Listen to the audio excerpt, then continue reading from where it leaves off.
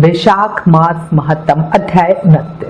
हरे कृष्णा, राधे राधे। एक बात याद रखना, अगर शरीर से प्रेम है तो आसन करो, सांस से प्रेम है तो प्राणायाम करो, आत्मा से प्रेम है तो ध्यान करो और परमात्मा से प्रेम है तो समर्पण करो।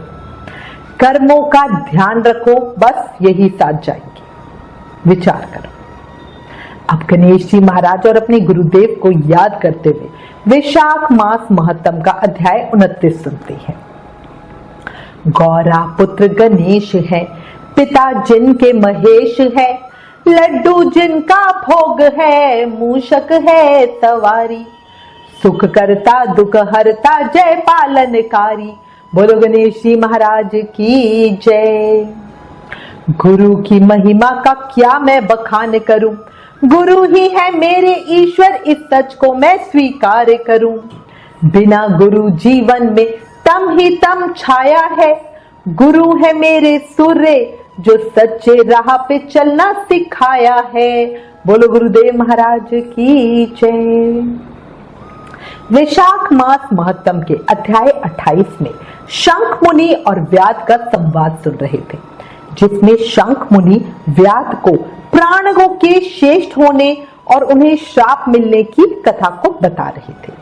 अब आगे व्याध ने पूछा, हे महामते, भगवान विष्णु के रचे हुए करोड़ों एवं सहस्त्रों सनातन जीव नाना मार्ग पर चलने और भिन्न भिन्न कर्म करने वाले क्यों दिखाई देते हैं? इन सब का एक सा स्वभाव क्यों नहीं है? ये सब विस्तार पूर्वक बताइए। ये प्रश्न कई बार हमारे मन में भी आता है ना, कि सब इतने अलग क्यों है? किसी के मन में इतना पाप है और कोई इतना अच्छा है ना? तो अब सुनते हैं शंख मुनि ने क्या बताया। ऋषि शंख ने कहा, रजोगुण, तमोगुण और सत्व गुण के भेद से 3 प्रकार के जीव समुदाय होते हैं।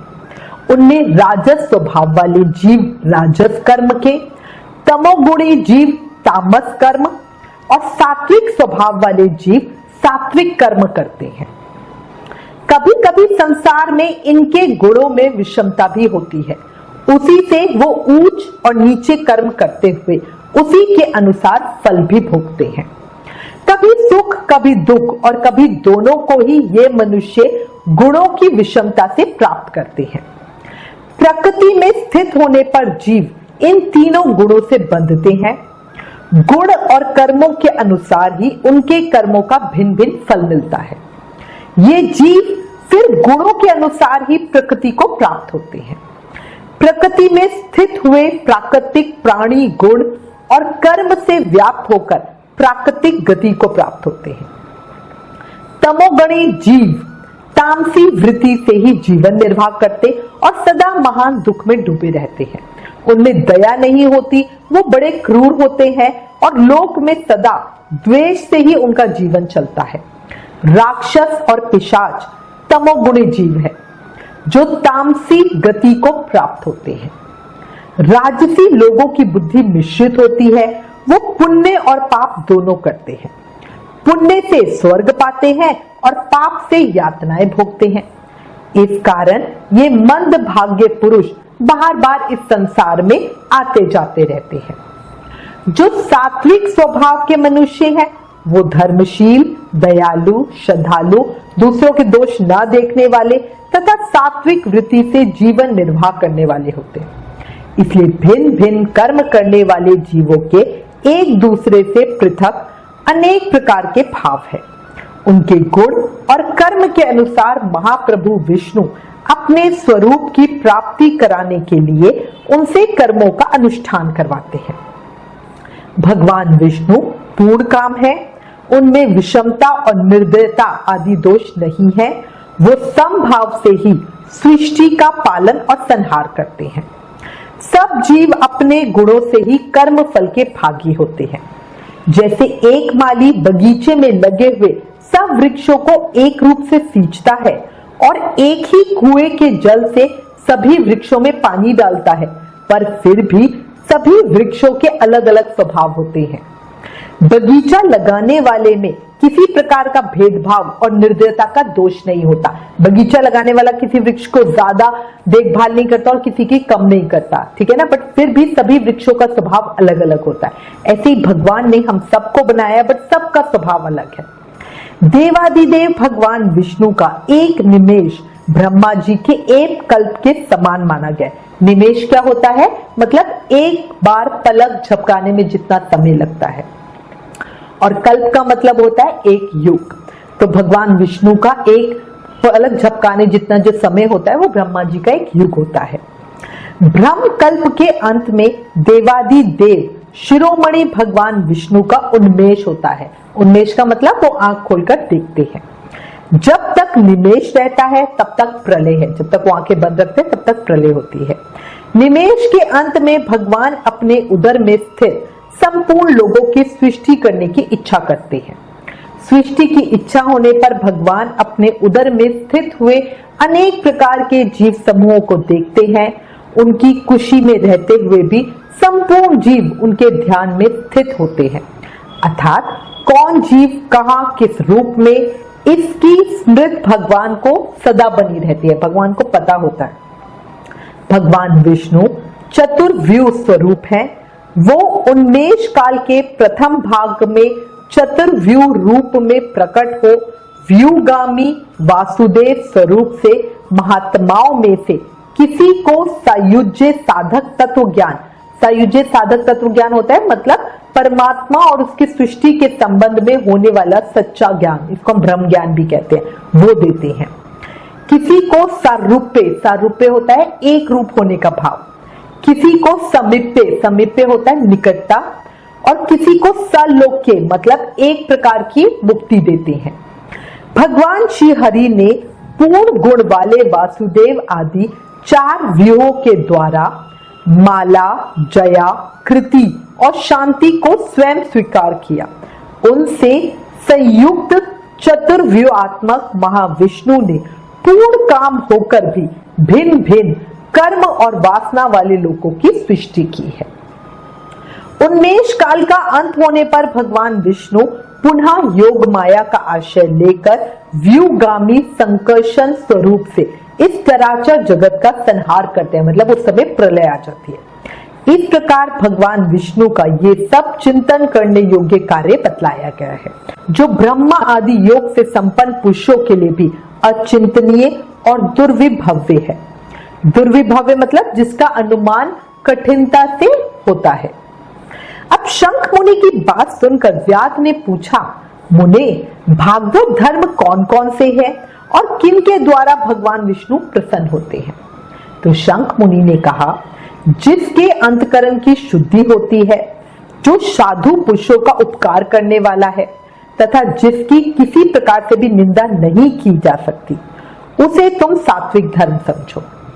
वेदों और स्मृतियों में बताए हुए धर्म का यही निष्काम भाव से पालन किया जाए तो वो लोक से विरुद्ध ना हो, तो उसे सात्विक धर्म जानना चाहिए। वर्ण और आश्रम विभाग के अनुसार जो 4 प्रकार के धर्म है, वो सभी नित्य, नैतिक और काम में भेद से 3 प्रकार के बताए गए हैं। वे सभी अपने अपने वर्ण और आश्रम के धर्म जब भगवान विष्णु को समर्पित कर दिए जाते हैं, तब उन्हें सात्विक धर्म जानना चाहिए। सात्विक धर्म ही मंगलमय भागवत धर्म है और दूसरे देवताओं की प्रीति के लिए सकाम भाव से किया जाने वाला धर्म राजस माना गया है। यश, राक्षस, पिशाच आदि के उद्देश्य से किए जाने वाले लोक निष्ठुर, हिंसात्मक, निंदित कर्मों को तामस धर्म कहा गया है, जिनको अघोरी वगैरह कहा जाता है।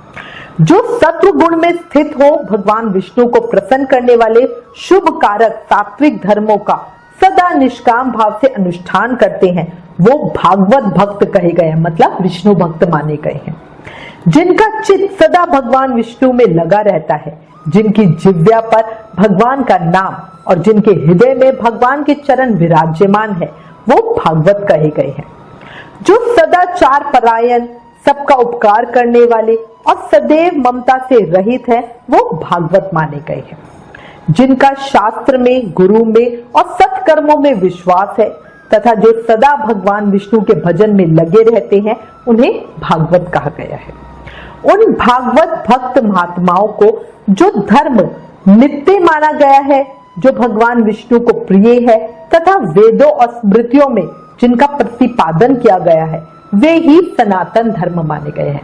लोग पूछते हैं ना वैष्णव धर्म क्या है, सनातन धर्म क्या है, तो जो शुद्ध धर्म है, जिनका चित्त विषयों में आसक्त है, उनका सब देशों में घूमना, सब कर्मों को देखना और सब धर्मों को सुनना कुछ भी लाभकर नहीं है। साधु पुरुषों का मन साधु महात्माओं के दर्शन से ही पिघल जाता है। निष्काम पुरुषों द्वारा श्रद्धा पूर्वक जिसका सेवन किया जाता है तथा जो भगवान विष्णु को सदा ही प्रिय है, वो भागवत धर्म माना गया है। भगवान विष्णु ने क्षीर सागर में सबके हित की कामना से भगवती लक्ष्मी जी को दही से निकले हुए मक्खन की तरह सब शास्त्रों के सारभूत वैशाख धर्म का उपदेश किया है। जो दंभ रहित मतलब घमंड से हीन होकर वैशाख मास के व्रत का अनुष्ठान करता है, इसके धर्मों का पालन करता है, वो सब पापों से रहित हो सूर्य मंडल को भेद कर भगवान विष्णु के योगी दुर्लभ परम धाम में जाता है। इस प्रकार द्विजश्रेष्ठ महर्षि शंख मुनि के द्वारा भगवान विष्णु के प्रिय वैशाख मास के धर्मों का वर्णन होते समय वहां पर 5 शंखों वाला वट वृक्ष तुरंत ही भूमि पे गिर पड़ा। उसके खोखले में से एक विकराल अजगर रहता था। वो भी पाप योनिमय शरीर को त्याग कर तत्काल दिव्य स्वरूप हो मस्तक झुकाकर शंख मुनि के सामने हाथ जोड़ के खड़ा हो गया। वैशाख मास महत्तम अध्याय 29 संपूर्ण। कल अंतिम अध्याय में आगे की कथा सुनेंगे। देखो इस अध्याय में सिर्फ वैशाख महत्तम सुनने से एक अजगर अपनी पाप योनि से छूट गया, कितनी बड़ी बात है। और जबकि अजगर को तो सुनाई भी नहीं देता, वो आंखों से महसूस करते हैं, है ना।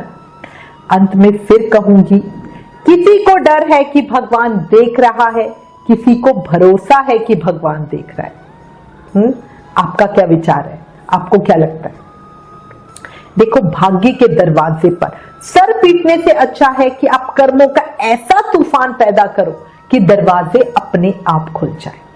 शास्त्रों में क्लियरली बताया हुआ है, कलयुग केवल नाम आधारा। अभी इस अध्याय में भी भगवान ने कहा है ना, भागवत भक्तों को सिर्फ नाम का विचार करना है। नाम जाप से ही कृष्ण प्रेम भक्ति शक्ति मुक्ति सब मिल जाती है। इसलिए प्रेम से मन से भाव से हर समय हर पल हर सांस के साथ जाप करते रहो। हरे कृष्णा कृष्ण कृष्ण हरे हरे, हरे राम राम राम हरे हरे। मैं उम्मीद करती हूँ आप सभी माला जाप जरूर करते होंगे, बट अगर कोई साधक है जिन्होंने अभी तक माला जाप शुरू नहीं किया, वैशाख के इस पवित्र महीने का फायदा उठा लो और माला लेके उसके ऊपर जाप शुरू कर दो। एक रिक्वेस्ट थी, प्लीज इन वीडियोस को ज्यादा से ज्यादा शेयर करके सबको वैशाख मास का महत्व बताओ। कितनी जानकारी मिल रही है, पुण्य का तो कहो ही मत कि कितना ही मिल रहा है ना। इससे सबका भला होगा और ये भी एक सेवा है। Please like share and subscribe. Thank you. Hare Krishna.